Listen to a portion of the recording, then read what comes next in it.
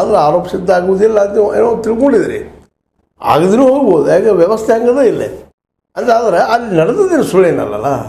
ಆ ಹೆಣ್ಮಕ್ಳು ಯಾರ್ಯಾರು ಅನ್ಯಾಯಕ್ಕೊಳಗಿದ್ರು ಅವರೆಲ್ಲ ಇವತ್ತು ಅಲ್ಲಿ ಊರುಗಳನ್ನ ಬಿಟ್ಟು ಮತ್ತೆಲ್ಲ ಬೇರೆಗಳು ಹೋಗಿದ್ದೇನೆ ಸುಳ್ಳೇನಲ್ಲವಲ್ಲ. ಅಲ್ಲಿದ್ದವ್ರು ಅವರಲ್ಲ ಅಂತ ನಾವು ಹೇಳ್ಬೋದು ಇವತ್ತು ನಮ್ಮ ಎಚ್ಚರಿಕೆಯವರು. ಆದರೆ ಅವರೇ ಇದ್ದಾರಲ್ಲ ಅಲ್ಲೇ. ಯಾಕಂತಂದ್ರೆ ಸಣ್ಣದಾದಂಥ ಘಟನೆ ಆಗಿಲ್ಲ ಪ್ರಜ್ವಲರಿಂದ. ಇಡೀ ಹೆಣ್ಮಕ್ಳದ್ದು ಕುರುಕನ ಅಪಮಾನ ಆಗುವಂಥ ಘಟನೆ ಅಂತ ಸ್ವತಃ ನೀವು ಸಹಿತ ಅದನ್ನು ಅಂದರೆ ಇಲ್ಲ, ತಪ್ಪಿತಸ್ಥರಿಗೆ ಶಿಕ್ಷೆ ಆಗಬೇಕು ಅಂತೇಳಿ. ಸುಮ್ಮನೆ ಯಾಕಂದ್ರೆ ನಡೆದ ಘರೆ ಐತಿಲ್ಲ, ಏನೋ ಆಗ್ಯದ ಘಟನೆ, ಸುಮ್ಮನೆ ಹೋಗಿ ಬರ್ಲಿಕ್ಕೆ ಸಾಧ್ಯ ಇಲ್ಲ. ಬಟ್ಟೆ ಬೆಂಕಿ ಅದ. ಹಾಗೆ ಯಡಿಯೂರಪ್ಪನವರು ಏನು ಅವಶ್ಯದ ಮಾತಾಡಿದರು. 17 ವರ್ಷ ಹುಡುಗಿಗೆ ಜೊತೆ 53 ವರ್ಷ ಹೆಣ್ಮಗಳು. ಅವ್ರ ಬಗ್ಗೆ ಹಿಂದೆ ಯಾರು ಮುಂದೆ ಯಾರು ಎಲ್ಲರೂ ಭೇಟಿ ಆಗ್ತಾರೆ ನೀವು ದೊಡ್ಡ ನಾಯಕರು. ಅದು ವಿಚಾರ ಮಾಡಲಾರ್ದು ಒಳಗೆ ಕರ್ಕೊಂಡ್ರೆ ಯಾಕೆ ಮತ್ತೇನೋ ಒಳಗೆ ಏನು ಬಾಗಿಲ ಹಾಕ್ಕೊಂಡು ಹೆಣ್ಮಗಳು ವಾದ ಮಾಡಿದರು. ಆದರೆ ಇವತ್ತು ಹೈಕೋರ್ಟ್ನಲ್ಲೇ ಮಂಡಿಸಿದ್ದಾರೆ ಅವರ ಸಹೋದರ, ಹುಡುಗಿ ಸಹೋದರ. ಇದಕ್ಕೆಲ್ಲ ಕಾರಣ ಅವರು ಅದನ್ನು ಇವರು ಉಪಯೋಗ ಮಾಡ್ಕೊಳ್ತಾರೆ. ನೀವು ಸಪೋಸ್ ಈ ಪ್ರಜ್ವಲ್ನವರು ಇಂಥ ಘಟನೆ ಮಾಡೋದು ಹೋಗಿದ್ರೆ DK ಅವ್ರಿಗೆ ಎಲ್ಲಿ ಅವಕಾಶ ಇದ್ದಿತ್ತು ಟೀಕಾ ಮಾಡೋದಕ್ಕೆ? ಸಿದ್ದರಾಮಯ್ಯವ್ರಿಗೆ ಎಲ್ಲಿ ಸಿಗ್ತಿತ್ತು? ಕಾಂಗ್ರೆಸ್ಗೆ ಎಲ್ಲಿ ಸಿಗ್ತಿತ್ತು? ಯಾರು ಮುಗಿಸ್ತಾ ಇದ್ದಾರೆ? ಯಾಕಂದ್ರೆ ಸಮಾಜ ಸೇವಕರಾಗಿ ಸಮಾಜದಲ್ಲಿ ಇದ್ದಂಥವ್ರು ನೀವೆಲ್ಲ ಸಮಾಜಕ್ಕೆ ಒಳ್ಳೆ ಮಾರ್ಗದರ್ಶನ ಕೊಡ್ಬೇಕಾದವ್ರು ನೀವು. ತಮ್ಮ ಮಗ ತಪ್ಪು ಮಾಡಲಿ, ಅಂಥವ್ರು ತಪ್ಪು ಮಾಡಲಿ, ಯಾರು ತಪ್ಪು ಮಾಡಲಿ ಖಂಡಿಸ್ಬೇಕಾಗಿತ್ತು. ಮತ್ತು ಈಗಾಗಲೇ ಅದು ಹೆಚ್ಚು ಕಡಿಮೆ ಹಂಗೆ ಹೊಳ್ಳಿ ಕನ್ನಡಿ ಬೇಕಾ? ಆಯ್ತು ಮಾಡಲಿಕ್ಕೆ ಮಾಡಲಿ, ತನಿಖೆ ಆಗಲಿ. ಆದರೆ ನಡೆದು ಸುಳ್ಳಿಲ್ಲ ಅಷ್ಟೇ ಸತ್ಯದ. ಅದಕ್ಕೆ ನಿಮಗೆ ನೀವು ಈ ಒಂದು ಪೆಟ್ಟು ಹೊಡ್ಕೊಂಡ್ರೆ ಮತ್ತೇನೂ ಇಲ್ಲ. ಈಗ ಅಂಥದ್ದೊಂದು ತಪ್ಪು ಮತ್ತೊಂದು ಮಾಡಲಿಕ್ಕಿದ್ದೀರಿ.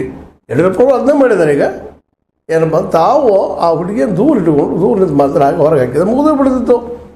ಅವ್ರ ಸಮಸ್ಯೆ ಏನವ? ಹೇಳವ, ಕೇಳಿ, ನಡಿವ, ಇನ್ನು ಮುಗಿದು ಬಿಡ್ತದೆ. ಅದ್ಯಾಕೆ ಸುಮ್ಮನೆ ಆರೋಪ ಮಾಡ್ಲಿಕ್ಕೆ ಸಾಧ್ಯ ಇದೆ? ಅದ್ರ ಬಗ್ಗೆ ಅಲ್ಲಗಳಿದ್ರೆ ಇಲ್ಲಿವರೆಗೆ ಏನು ಸ್ಟೇಟ್ಮೆಂಟ್ ಕೊಟ್ಟಿದ್ರೆ ಗೊತ್ತಿಲ್ಲ ನಮ್ಮ ಯಡಿಯೂರಪ್ಪನವರು. ಆದರೆ ಅವ್ರ ಮನೆಗೆ ಬಂದಿದ್ದು ಸುಳಿನಲ್ಲ, ಬಂದಿದ್ದು ಮಾಡಿದ್ರೆ ಕರೆಕ್ಟಾಗಿದ್ದಾವೆ. ಈಗಾಗಲೇ ನಮ್ಮ ಏನಪ್ಪ CID ಗಳಾದೆಲ್ಲ ಹುಡುಗಿ ತೆಗೆದಿದ್ದಾರೆ. ಹೀಗಾಗಿ ಕೇಳೋದು ಇಷ್ಟ ಇಲ್ಲ. ಇದಕ್ಕೆ ಸ್ವತಃ ನೀವು ಮಾಡ್ಕೊಂಡಿದ್ದು. ಇವತ್ತು ಪ್ರಜ್ವಲ್ನವರು ತಪ್ಪು ಮಾಡಿದ್ರೆ ನಿಮಗೂ ಆ ಪಾಪ ತಲೆ ತೆಗೆಸುವಂಥ ಪ್ರಸಂಗ ಬರ್ತಿರಲಿಲ್ಲ. ಅದ್ರ ಜೊತೆಗೆ ಇನ್ನೊಂದು ಈಗ ಮತ್ತೊಂದು ತಪ್ಪು ಮಾಡಲಿಕ್ಕೆ ಹೊರಟಿದ್ರಿ. ಅದು ಅಧಿಕಾರ ಸಿಕ್ಕ ತಕ್ಷಣ ಏನಪ್ಪ ಅಂತಂದ್ರೆ ದೇವದಾರಿ ಏನು ಗಣಿಗಾರಿಕೆಗೆ ಒಪ್ಪಿಗೆ ಕೊಟ್ಬಿಟ್ಟಿದ್ರಿ.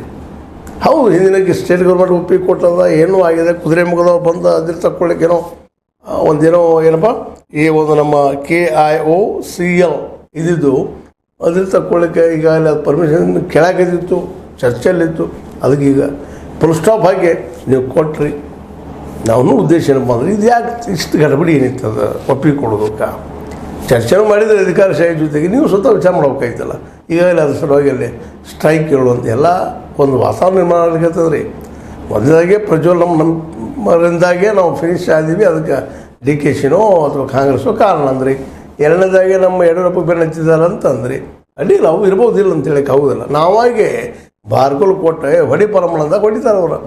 ನಾವು ಅದನ್ನು ಮಾಡೋದು ಹೇಳಿ ಆಗಿದೆ. ಈ ಹಂತದ ಮತ್ತೊಂದು ಮಾಡ್ತಾಯಿದ್ರಿ. ಇವತ್ತು ಪರಿಸರವಾದಿಗಳು, ಅದರಲ್ಲೂ ಮಂದು ನಮ್ಮ ಏನಪ್ಪ ಸಮಾಜ ಪರಿವರ್ತನಾ ಏನು ಸಂಘಟನೆ ಅದ, ಸಂಸ್ಥೆ ಅದ, ಸಮುದಾಯ ಅದ, ಅವರು ಸಹಿತ ಇವತ್ತು ಅದನ್ನು ಪ್ರಶ್ನೆ ಮಾಡುವಂಥದ್ದು ಬಂದಿದ್ದಾರೆ. ಯಾಕಂದರೆ ಅಲ್ಲೇನೋ ಅಯ್ಯಪ್ಪ ಸ್ವಾಮಿಯೋ ಅಥವಾ ಇನ್ನೊಂದು ನಮ್ಮ ಷಣ್ಮುಖನ ಗುಡಿ ಸುತ್ತಮುತ್ತಲು ಒಂದು 2-3 ಎಕರೆಗಿಂತ ಹೆಚ್ಚಿಗೆ, ಅದು 4-6 ಎಕರೆಗಿಂತ ಹೆಚ್ಚಿಗೆ ಈ ಗಣಿಗಾರಿಕೆಗೆ ಒಪ್ಪಿಗೆ ಕೊಡುವುದಿಲ್ಲ ಅಂತ ನೀವು ಸ್ಟೇಟ್ಮೆಂಟ್ ಕೊಟ್ಟಿದ್ದೀರಿ ಅಂತಂಥದ್ದು ಚರ್ಚೆಗಾಗಲಿ.